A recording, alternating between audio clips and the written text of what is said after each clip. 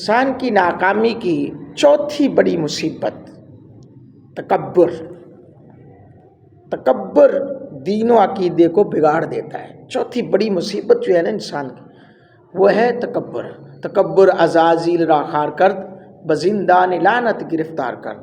تکبر نے شیطان کو ذلیل کر دیا، لعنت کی قید میں گرفتار کر دیا۔ اللہ اکبر۔ اللہ رب العالمین نے ارشاد فرمایا ابا واستکبر وکان من الکافرین، منکر ہوا اور غرور کیا اور کافر ہو گیا۔ کون؟ شیطان۔ تکبر دیگر آفتوں کی طرح صرف عمل کو نقصان نہیں پہنچاتا، بلکہ یہ اصل کو بھی نقصان پہنچاتا، بندے کو بھی۔ عمل بندے کا کردار ہے، لیکن انسان اصل ہے اس کی، تو اصل کو بھی نقصان پہنچاتا ہے، دین و عقیدوں کو بگاڑتا ہے۔ معاذ اللہ، اگر یہ پختہ ہو کر غالب آ جائے تو اس کا تدارک اور سد باب نہیں ہو سکتا۔ پھر یہ کہ تکبر سے انسان کم از کم 4 مصیبتوں میں مبتلا ہو جاتا ہے۔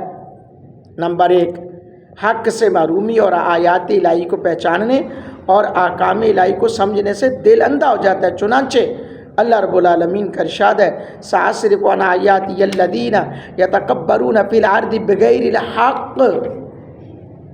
ترجمہ کنز ایمان، اور میں اپنی آیتوں سے انہیں پھیر دوں گا جو زمین میں ناحق اپنی بڑائی چاہتے ہیں۔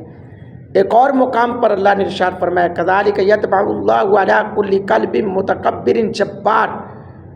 اللہ یوں ہی مور کر دیتا ہے متکبر اور سرکش کے سارے دل پر۔ نمبر 2، تکبر کرنے کی جو دوسری وجہ، تکبر کرنے والا اللہ عز و جل کی ناراضی اور غضب میں مبتلا ہو جاتا ہے۔ فرمان باری تعالیٰ انہ لا یحب المستکبرین، بے شک وہ مغروروں کو پسند نہیں فرماتا۔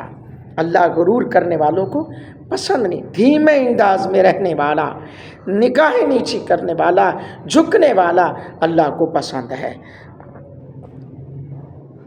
حضرت سیدنا موسیٰ کلیم اللہ علیہ السلام کے حوالے سے مروی ہے کہ عرض کی انہوں نے اے میرے رب، تجھے اپنی مخلوق میں سب سے زیادہ ناپسند کون ہے؟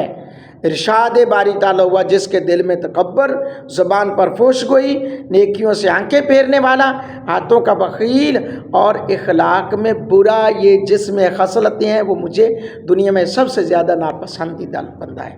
نمبر 3، متکبر کو، تکبر کرنے والے کو دنیا اور آخرت میں ذلت اور سزا کا سامنا کرنا پڑتا ہے۔ اللہ اکبر۔ حضرت سیدنا حاتم اصم رحمۃ اللہ علیہ نے فرمایا 3 حالتوں پر مرنے سے بچو، تکبر، لالچ اور گھمنڈ، کیونکہ تکبر کرنے والے کو اللہ عز و جل اس وقت تک موت نہیں دیتا جب تک وہ اپنے گھر والوں، نوکروں میں سب سے کم تر شخص کے ہاتھوں ذلیل نہ ہو جائے۔ اللہ اکبر۔ لالچی کو اس وقت تک موت نہیں دیتا جب تک اسے روٹی کے ایک ٹکڑے اور پانی کے ایک گھونٹ کا محتاج نہ کر دے۔ استغفراللہ، الیاذ باللہ۔ اللہ کی بارگاہ سے ڈرتے رہا کرو۔ اور اسے کوئی راستہ نہیں سجائی دے، اور گھمنڈی اور اترانے والے کو اللہ عز و جل اس وقت تک موت نہیں دیتا جب تک اسے اسی کے پیشاب اور پخانے سے آلودہ نہ کر دے۔ اللہ اکبر۔ حضرات گرامی قدر، یہ کتنی بڑی بات ہے۔ اور گھمنڈی اور تکبر، لالچی، اس کا کیا حال ہوتا ہے۔ نمبر 4، تکبر کرنے والا آخرت میں عذاب نار کا مستحق ہوتا ہے۔ تکبر کی 4 بڑی خصلتیں تھیں، مصیبتیں تھیں، تو نمبر 4 جو خصلت اور مصیبت ہے، یہ آفت جو ہے وہ کیا ہے کہ عذاب نار کا بندہ مستحق ہو جاتا ہے۔ مروی ہے اللہ عز و جل نے ارشاد فرمایا تکبر میری چادر اور عظمت میرا ازار ہے، تو جو ان دونوں میں سے کسی ایک کو بھی مجھ سے لینے کی کوشش کرے گا میں اسے جہنم کی آگ میں ڈال دوں گا۔